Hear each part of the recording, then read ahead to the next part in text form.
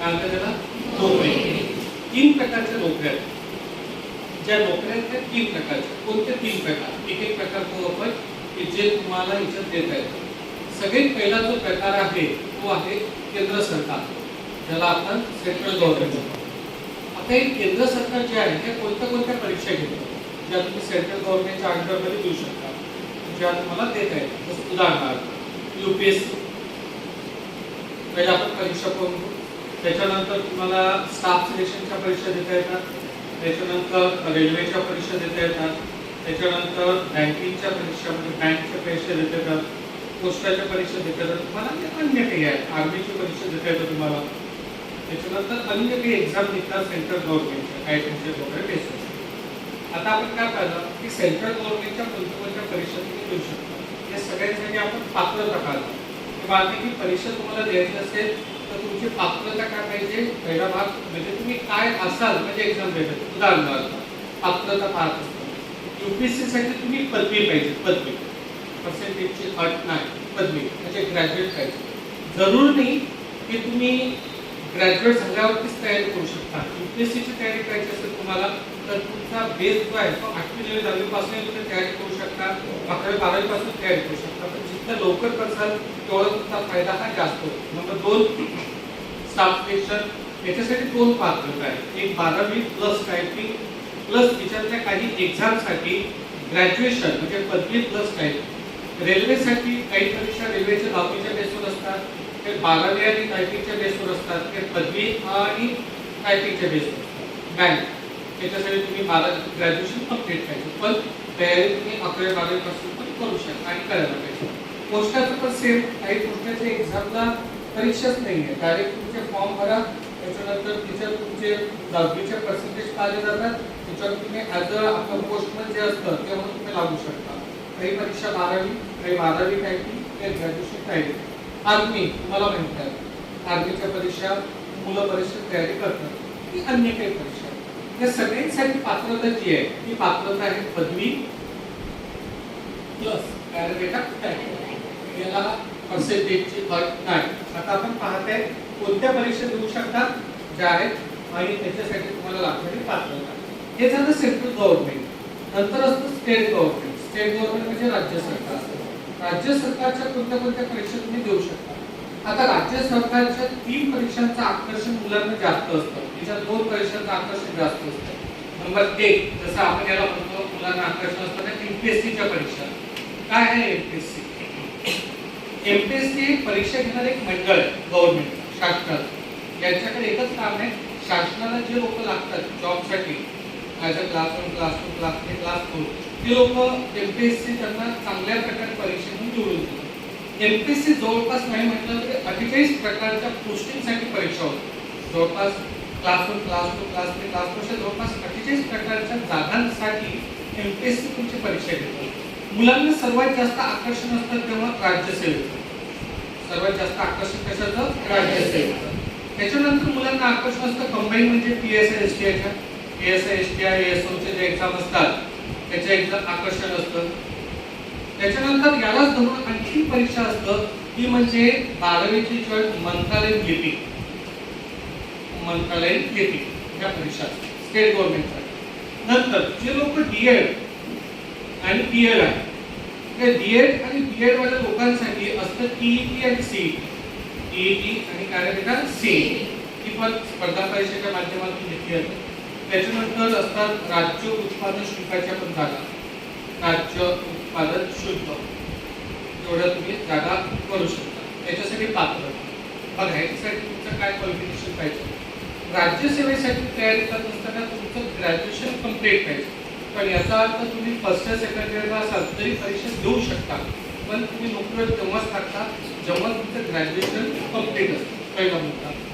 PSI STI प्रत्येकाला अलग अलग आहे. जो सिलेबस तुम्हाला मी दिलेला आहे PDF स्वरूपात तिथे सगळं दिलेलं आहे. जसं PSI साठी हाईट आणि चेस्ट महत्त्वाचे ठरतं, त्याच्यासाठी फिजिकल महत्त्वाचं ठरतं.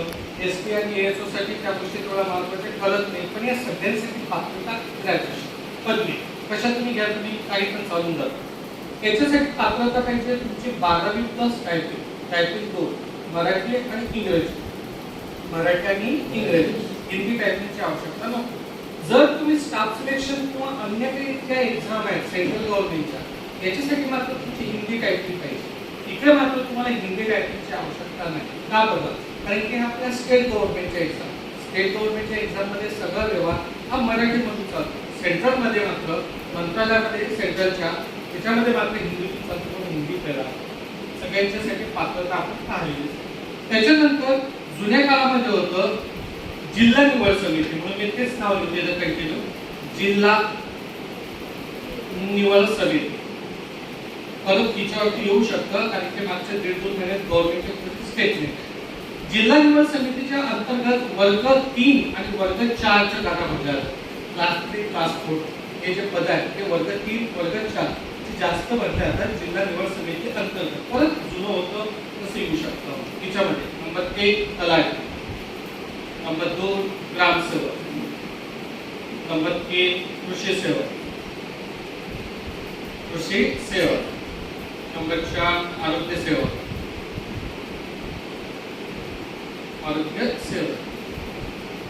नंबर 5 शिक्षण सेवक. पहिले आपण लिहून घेऊ कोणते देऊ शकता तुम्ही. त्याच्यानंतर पोलीस, त्याच्यानंतर शिपाई, त्याच्यानंतर PWD, त्याच्यानंतर SP, त्याच्यानंतर अजून तुम्ही काही एक्झाम देऊ शकता.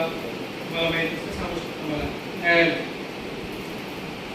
कोर्टाच्या जागा.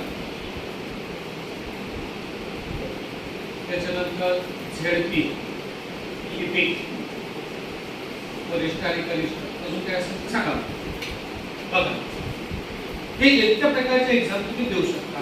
कोणाच्या अंतर्गत जिल्हा निवड समितीच्या अंतर्गत. हालांकी ह्या सगळ्या एक्झाम स्टेट गव्हर्नमेंट घेत असतं. जसं आता तुम्ही पाहिलं असेल आरोग्य सेवकांची भरती आहे ही पूर्णच्या पूर्ण महाराष्ट्र गव्हर्नमेंटने राबवली. तर ते थोडंसं कठीण गेलं कारण की बसणाऱ्या विद्यार्थ्यांची संख्या जास्त आहे. अशा वेळेस अडचण काय झाली, तिथे एखाद्या ठिकाणी अडचण गेली तर ती पुढची भरती प्रक्रिया कॅन्सल करावी लागते किंवा ते डबल करावं लागते, जे की खर्चिक असतं.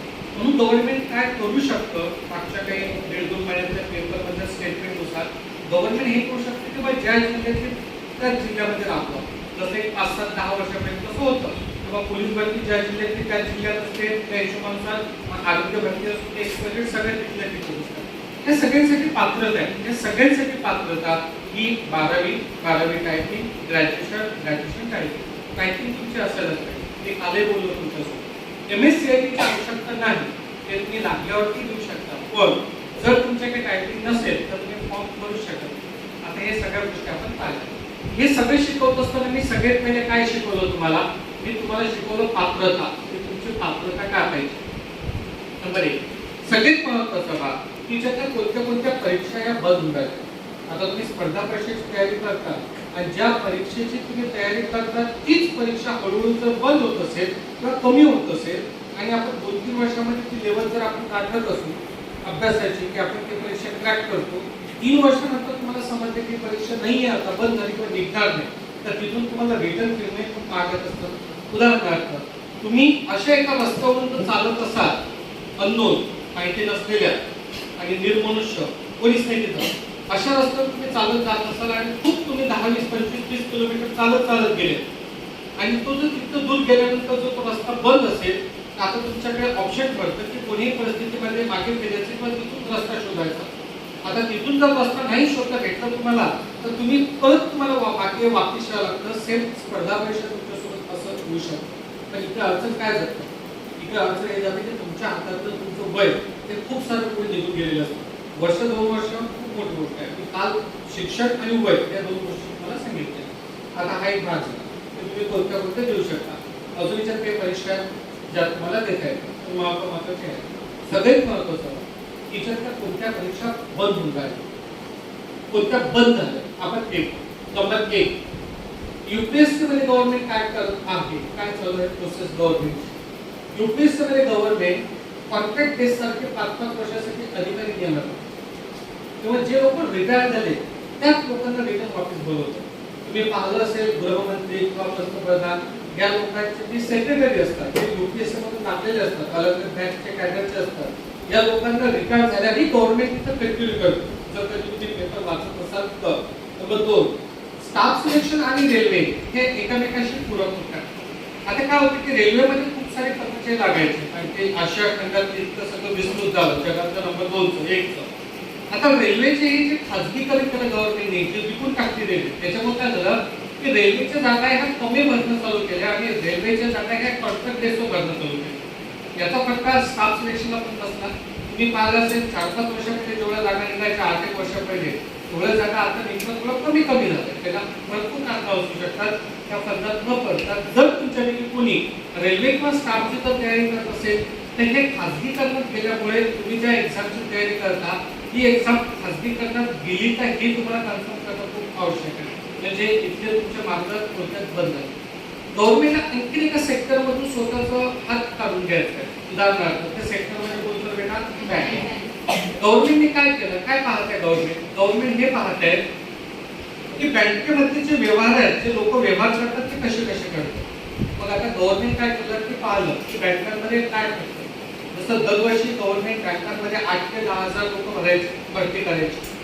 आता काही बँकांमध्ये खूप गर्दी असते, काही बँकांमध्ये गर्दीच नसते. जसं उदाहरणार्थ Dena bank, Vijaya bank, corporation bank, Andhra bank, bank of Hyderabad, अशा काही बँक आहेत की जिथं बँक ऑफ महाराष्ट्र, जिथं गर्दी ही कमी असायची. सर्वात जास्त गर्दी SBI असायची. तुम्ही जर कधी SBI बँकेत गेला तर बघा किती गर्दी दिसतं. जसं अदर ज्यांनी नावं घेतलेलं तिथं त्या तुलनेत गर्दी कमी दिसतं. शेवटी त्या बँकेतल्या कर्मचाऱ्यांचा पगार पण सरकार देते आणि SBIच्या पण कर्मचाऱ्यांचा पगार हा सरकार देते. गव्हर्नमेंटने सगळ्यात पहिले काय केलं, इकडचे जे कर्मचारी होते म्हणजे अन्य बँकांमध्ये जिथं लोकांचा व्यवहार कमी आहे या कर्मचाऱ्यांना मर्ज करून टाकलं SBI मध्ये, स्टेट बँक. याचा फायदा गव्हर्नमेंटने काय झाला, जी नोकर भरती होती ती तेवढी कमी करतात किंवा पुढे ढकलता आली. पहिला भाग पगार तर दोन्हीकडचा गव्हर्नमेंट देऊन राहिली. नंबर 2, गव्हर्नमेंटने हे पाहिलं की बा सर्वात जास्त गर्दी कुठं असतं. जसं बँकांमध्ये सर्वात जास्त गर्दी कुठं असतं, नंबर 1 पैसे काढायला. मग गव्हर्नमेंटने काय केलं, प्रत्येक बँकेच्या समोर घरोघरी दिले ATM ठेवून. पैसे काय, तुम्हाला पैसेच पाहिजे ना, तुम्हाला तर काही घेतले नाही, बँकेला पाहिजे काय किंवा घरी पाहिजे काय, तुमच्या दारात पाहिजे काय, दाराच्या बाहेर पाहिजे काय. गव्हर्नमेंटने काय केलं की ATM कोपऱ्यावर ATM ठेवून दिले त्या बँकांचे आणि तुम्हाला पैसे काढण्याची व्यवस्था सुविधा देऊन दिली. त्यात गव्हर्नमेंटने आणखी पुढे पाऊल टाकलं की तुम्ही जरूर नाही की तुम्ही SBIचे कस्टमर आहे तर तुम्ही बँक ऑफ बडोदाचं पैसे काढू नाही शकणार. हळूहळू गव्हर्नमेंटने बदल करून तुमचे ATM कार्ड कोणीही बँकेत चालेल असं डिक्लेअर करून टाकलं. बघा की बदल जे होते हळूहळू बदल झाले. याच्या पुढचं पाऊल म्हणजे तुम्हाला जे गर्दी असते पैसे काढायला बँकेत जायचं काम नाही, तुम्ही ATM वर जाऊ शकता. नंबर 2, तुम्ही पाहिलं असेल सर्वात जास्त गर्दी असतं विविध स्वरूपाच्या बँकांचे प्रिंटआउट घेण्यासाठी. जसे पैसे भरायला गर्दी असते तसे पैसे काढायला पण गर्दी असते. बघा पैसे भरायचे पण ATM गव्हर्नमेंटनी बँकांनी त्यांच्या बँकेच्या बाहेर होते. तुम्ही पहा जर तुम्ही स्टेट बँकेला कधी गेलात तर बाहेर त्यांच्या काउंटरच्या बाजूला पैसे भरायची पण मशीन आहे. त्याच्यात तुम्ही पैसे पण भरू शकता, पैसे काढायची पण मशीन आहे. अंदर याचं काम नाही, बाहेर तिकडे त्याला हात द्यायचे. नंबर नेक्स्ट किंवा तुम्हाला पासबुक प्रिंटआउट पाहिजे असेल, पासबुक प्रिंटआउट पाहिजे असेल, बरेच दुकान असते की 500 रुपये टाकते तर ते पासबुक प्रिंटआउट काढून देते. आणि आपल्यासाठी खात्री काय आहे किंवा पासबुक मध्ये प्रिंट आली म्हणजे आपले पैसे बँकेत गेले. तर आपल्याला डाऊट असते की आपण तिथं एकदा घेऊन घेऊ की आपली चिठ्ठी भेटून देईल. त्यामुळे प्रिंटआउट हे आपल्यासाठी गॅरंटी असतं. पण बँकांनी काय केलं, तुमच्या त्या पासबुकला प्रिंट हे लावून दिले, QR कोड लावून दिले, तुम्हाला ते नंबर देऊन दिले आणि सांगितलं तुम्ही बाहेरच्या बाहेरच तुम्ही पासबुक प्रिंट करू शकता. तुम्ही जा बँक ऑफ बडोदामध्ये जा, SBI जा, एक पट्टी लावलेली आहे तुम्हाला QR कोडची.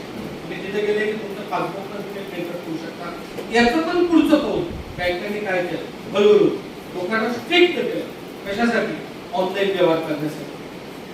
कशासाठी, ऑनलाईन. म्हणजे तुम्हाला आता बँकेत जायचं कामच नाही. तुम्हाला जर पासबुक पाहिजे असेल, चेकबुक पाहिजे असेल, एक्स्ट्रा काही पाहिजे असेल, इव्हन तुम्हाला जर तुमच्या बँकेचं स्टेटमेंट पाहिजे असेल तर तुमचा ईमेल ID आणि मोबाईल नंबर त्याला जोडून दिला खात्याला आणि तुम्ही त्याच्यावर क्लिक केलं की लगेच तुम्हाला त्या सगळ्या गोष्टी विदिन सेकंदात आपल्याला किती मस्त आहे, एकदम झटपट सर्व्हिस भेटून राहिली. पण एक चिवट्या म्हणून चालू आहे ना, याला काय होतं की जी नोकर भरती व्हायला पाहिजे होती ती नोकर भरती कपात करण्यात आली, कपात केल्या जाते. शेवटी कुठे ना कुठे त्या व्यक्तीला तुम्हाला कामाशी मतलब, आपल्याला कामाशी मतलब, मग मशीन देते की व्यक्ती देते, आपल्याला याचा काय घेते.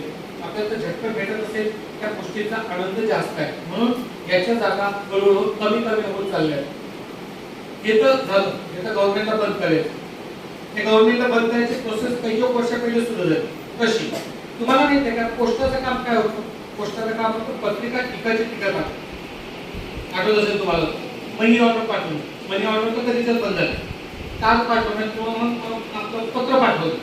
जसं जसं आपण अपडेट होत गेलो तसं तसे बदल होत गेले. जसं पहिला बदल मोबाईल यायच्या अगोदर पहिला बदल गव्हर्नमेंटने याला पॅरलल सिस्टीम तयार केली, ते म्हणजे कुरिअर सुविधा.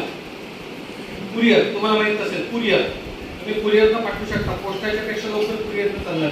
याचे पुढचा बदल जसा आपल्याला व्हॉट्सअप आलं तसं का पहिले आपण मरणाच्या पत्रिका सोडून बाकी सगळं व्हॉट्सअपवर पाठवत होतो.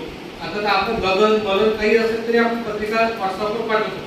वेळ वाचता, आपल्याला संदेश मानण्याचं महत्त्वाचं. हळूहळू काय केलं गव्हर्नमेंटने पोस्टाचं रूपांतर दोन गोष्टीत करून सुरू केलं. पोस्टाचं रूपांतर सुकन्या योजना पोस्टात टाकून दिली. किती का बँकेवरचं ताण कमी पोस्टाचं. काय पोस्टाचे लोक बी गव्हर्नमेंटचे, बँकेचे लोक पण गव्हर्नमेंटचे, दोघांना पगार हा गव्हर्नमेंटच देतं. त्याच्यामुळे पोस्टाचे जे लोक आहेत पोस्टाचे ते रिटायर होईपर्यंत त्यांना काहीतरी काम द्यायचं, म्हणून या लोकांना सुकन्या योजना टाकून दिली. नंबर 1. नंबर 2, तुम्ही बघा कितीतरी जिल्ह्याच्या ठिकाणी पोस्टाचं रूपांतर गव्हर्नमेंटने पासपोर्ट विभागामध्ये केलं. जसं आपल्या जिथं अकोल्यामध्ये तुम्हाला माहित असेल तर ताजगाव एका पोस्ट ऑफिस होतं, त्याचं रूपांतर गव्हर्नमेंटने आता पासपोर्ट डिपार्टमेंटमध्ये केलं. म्हणजे तुम्ही नोकरी नाही लागली चालते, पण तुम्हाला विदेशात जायचं असेल तर पोस्ट तुम्हाला पासपोर्ट देऊ शकतं. नाहीतर तुम्हाला पासपोर्ट देऊ शकतं. हे झालं.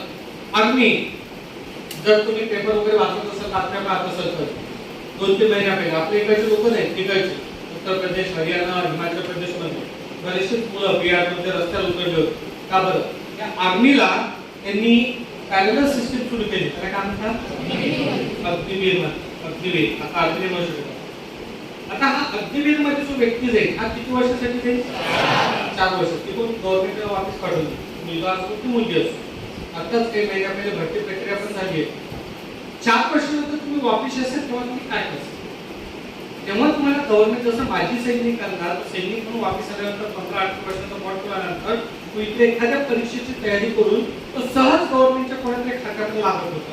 आता अग्निवीराला तिकडनं आल्यानंतर त्या सगळ्या गोष्टीची तयारी एक डबल करणं, दुसरं एकतर त्याला जर गव्हर्नमेंट जॉबची सुविधा उपलब्ध नसेल तर प्रायव्हेट सेक्टरमध्ये त्याला जॉबची सुविधा देणं. तसं एखादं गार्ड म्हणून किंवा शिपाई म्हणून वगैरे वगैरे याच्यावर खूप काय बोलण्यासारखं आपल्या बॅचमध्ये बोलेल. अन्यथा संपल्यात. त्याच्यानंतर हे संपत नाही, हे चालू राहणार, निरंतर चालू राहणार. हे बंद होऊ शकतं, हे बंद होऊ शकतं, हे बंद होऊ शकतं. हे तर झालं बंद झालं. काय होतं? बीएड कुठं, बीएड हे जे लोक आहेत गव्हर्नमेंटच्या शाळा असतात. तुम्हाला माहिती असेल मराठी मीडियम आपल्या खेड्यात तुम्ही पाहता. महानगरपालिकेत पण मनपाची शाळा असतात जर तुम्हाला माहिती असेल तर. हे जे शाळा असतात या शाळेमध्ये मास्तर लोक राहतात. या मास्तर लोकांसाठी 3 सीईटीचे परीक्षा घेतात. बघा आता काही 15 दिवस अगोदर तुम्ही पाहिलं असेल तर 8,000 लोकांचा टीईटी घोटाळा झाला. ज्यांना परीक्षा दिली नाही ते लोकांना सर्टिफिकेट भेटले. असे किती काय एक अनंत आहे. आपण त्याचा काम करता घेऊ शकत. गव्हर्नमेंटने हे शाळांचं जे प्रमाण आहे हळूहळू दरवर्षी कमी केलं. तुम्ही मागच्या 3 वर्षामध्ये जर पाहिलं असेल तर जवळपास 5,500च्या आसपास शाळा अख्खा महाराष्ट्राने सर्वात जास्त विदर्भात गव्हर्नमेंटने बंद केले. बंद म्हणजे बंद. तुम्ही ज्या गावात ते शिकले तुमच्या गावातली शाळा पण हळूहळू बंद होत आहे. तिच्यावर होणारा खर्च गव्हर्नमेंटला बंद करायचा. कोणीही परिस्थितीत त्या मास्तर लोकांना जो पगार मिळते तो बंद करायचा आणि लोकांचं पण प्रमाण जिल्हा परिषद किंवा ह्या शाळांच्या तुलनेत प्रायव्हेटच्या खाजगी शाळेत म्हणजे इंग्लिश मिडियमच्या शाळेत यांच्याकडे कल जास्त आहे. हे मात्र चालू आहे दारूशी संबंधित. इकडचे अजून जे डिपार्टमेंट आहेत एक 5 मिनिट. हे जे 2 लोक आहेत तलाठी आणि ग्रामसेवक याचं काय काम? याचं काम आहे आपल्याला 7/12 देणं, नमुना 8 देणं, नमुना 8 देणं, मेसेज देणं, हैसियत प्रमाणपत्र देणं, फेरफार देणं, उत्पन्नाचा दाखला देणं, जन्म मृत्यूचा दाखला देणं. हे सगळे दाखले कोणते तुमचे? तलाठी आणि ग्रामसेवक. मग गव्हर्नमेंटने काय केलं की याच्यावरचा लोड कमी केला आणि हे सगळं काम दिलं सेतूला. हे सगळं काम कोणाला दिलं? सेतूला. मला कागदपत्र हिशोबात तुम्हाला हे लोक देतात हे तर तुम्हाला कळतच नव्हते कारण की जागा भेटतच नाही. तुम्हाला कागदपत्र पाहिजे होता सेतू भेटते का इकडे भेटते का काय घेते. आताही गव्हर्नमेंटने त्याचे पुढचं पाऊल काय टाकलं की सेफ्टीचाही विचार न करता आता तुम्ही डायरेक्ट सातबारा किंवा हे बाकीच्या बऱ्याचशा गोष्टी डायरेक्ट तुम्ही मोबाईलवरती डाउनलोड करू शकता. आता आपलं जे कापूर आहे बऱ्याचशा गोष्टीमध्ये सर्व 100% संगणकीकरण झालेलं आहे अख्ख्या महाराष्ट्रामध्ये. म्हणजे आता तुम्हाला सेतूची पण आवश्यकता नाही. हे प्रमाण हळूहळू कमी करत आणलं. आता जो प्रत्येकाला एक तलाठी आणि ग्रामसेवक लागत होता त्याचं प्रमाण कमी करून गव्हर्नमेंटनी त्याला एका तालुक्याच्या ठिकाणी त्याला एक ऑफिस देऊन देऊन सांगितलं की इथंच बस, जे लोक येतील ते तुला इथंच भेटायला येतील, म्हणजे तुला गावोगाव फिरायची आवश्यकता नाही. हे तर कधीच बंद केलं बे. कृषी सेवक ऍग्रिकल्चर जे बीएससी ऍग्री करत होते ते संपले, म्हणजे प्रमाण कमी केलं, 90% कमी झालं. आरोग्य सेवक हे कमी नाही होत, हे मात्र जाता बंद झालं. आता या कोविडमुळे त्यांची डिमांड खूप जास्त वाढणार आहे. खूप आणि पण मी कालही बोललो आजही बोलतो, मुलांनी आरोग्य सेवक म्हणजे नर्स होऊ नाही, तुम्हाला डिमांड कमी राहते मुलींच्या तुलनेत. नाही तर मग ते गेले म्हणून त्याच्यामध्ये शब्दासारखे तुम्ही जसाल ते प्रॉब्लेम जातात. त्याच्यामुळे तुम्ही आरोग्य सेवकाकडे नका करू. हे पण झालं. शिक्षण सेवक बंद झालं म्हणजे जिल्हा परिषद किंवा ज्या बंद नफाच्या शाळा आहेत त्याच्यात हे प्रमाण हळूहळू इतकं कमी केलं की आता हे भांडल्या जातं की याची गॅरंटी नाही. हे मात्र बंद नाही होणार. पण गव्हर्नमेंटने बंद करायच्या मागे लागलं होतं. त्याच्यासाठी गव्हर्नमेंटने 2 प्लॅन आखले होते. नंबर 1 पहिलं पोलीस मित्र ऐकले तुम्ही गव्हर्नमेंटची स्कीम 4-5 वर्षाबद्दल, पण ती फ्लॉप गेली. मग दुसरी स्कीम गव्हर्नमेंट काय करून होता, गव्हर्नमेंटच्या म्हणजे पोलीस डिपार्टमेंटच्या लोकांना मदतनीस म्हणून एक होमगार्ड युनिट असतं. त्याचे कपडे ते खाकीच असतात, ते बी पोलिसांसाठी दिसतात. मग गव्हर्नमेंटने काय केलं, पोलीस भरती रेग्युलर होत नसेल किंवा मागे पुढे होत असेल तर गव्हर्नमेंटने काय केलं की जे होमगार्ड आहेत त्यांना पोलीस शिपाईचा दर्जा दिल्यासारखं त्यांना तेच कामं दिले जे पोलीस शिपाई करत होते.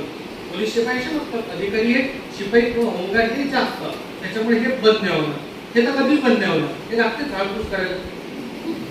हे मस्त आहे. तुम्ही कुठं काही झालं हे तिथं तयारी करू शकता. काही ते प्रत्येक डिपार्टमेंटमध्ये पुसपास करायला एक लागते. हे तर इकलं बे झालं. याचं काम काय होतं, पीडब्ल्यूडीचं बांधकाम करणं, रस्त्याचे जे राहतात ते म्हणजे स्टेट गव्हर्नमेंट सेंट्रल गव्हर्नमेंट रस्ते जे होते याच्या बाबतीत गव्हर्नमेंटने काय केलं, डायरेक्टली प्रायव्हेटीकरण म्हणजे कोण टाकलं याला, म्हणजे 25-15 नाव दिलं, आमदार निधी दिलं, सांगितले तुम्हाला जो रस्ता चांगला वाटतं तो तुम्ही करा. आणि स्टेट गव्हर्नमेंटचे जे रस्ते आहेत हे मोठ्या मोठ्या कंपन्या देऊन दिले. यांचं काम बरंच कमी केलं. एसटी महामंडळ हे तर जीव द्यायचे बाकी आहेत. तुम्ही पाहिलं सर्वात जास्त जे आंदोलन आहे ते एसटी वालेच करतात. मागे पण बंद होते एसटी, कारण की हे लोक राज्य सरकारचे कर्मचारी असूनही नसल्यासारखे यांना एकदम 60-80-150 रुपये पगार भेटते. खूप डेंजर परिस्थिती आहे लोकांची. खूप बोलतो म्हटल्याशिवाय खूप बोलू शकतो, पण लोक हा राजकीय भाग येतो. हे बंद नाही होणार. न्यायालयाने त्याच्यासाठी तुमची पात्रता पाहिजे. 12+ टाईप ही खूप आणि खूप जास्त आवश्यक.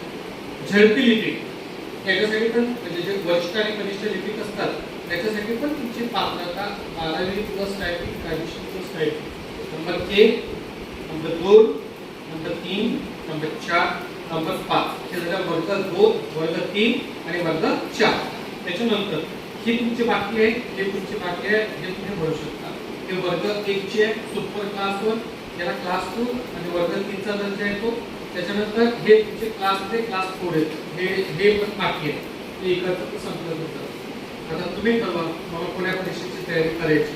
आणि ते असू नको व्हायला. तुम्ही ज्या परीक्षेची तयारी करताय ते डिपार्टमेंटमध्ये तीच परीक्षा गव्हर्नमेंट हळूहळू करून बंद करत नाहीये. हे सगळं आत्ताच्या आता बंद होणार. पण 2027, 2030, 2035 जे काय असेल, 2025 जे काय असेल ते जितकं ढकलता येईल तितकं हळूहळू करून या सगळ्या परीक्षा बंद होतात. तुम्ही पहा गव्हर्नमेंट या सगळ्या लोकांच्या भरतीच्या प्रमाणात आउटसोर्सेसनं म्हणजे जे खाजगी मनुष्यबळ आहे कंपन्यांना किंवा एखाद्या संस्थेला टेंडर देऊन मनुष्यबळ हे भरलं. तुम्ही पहा तुम्ही जिल्हा परिषदला कधी गेलात, आरोग्य विभागाला कधी गेलात तर खाजगी रूपातून लोक भरल्या जातात. खूप आणि खूप मोठं असतं. त्या विषयावर मी तुमच्यासोबत नंतर कधीतरी आपल्या बॅचमध्ये बोलतो. या सगळ्या आजच्या ओके आजची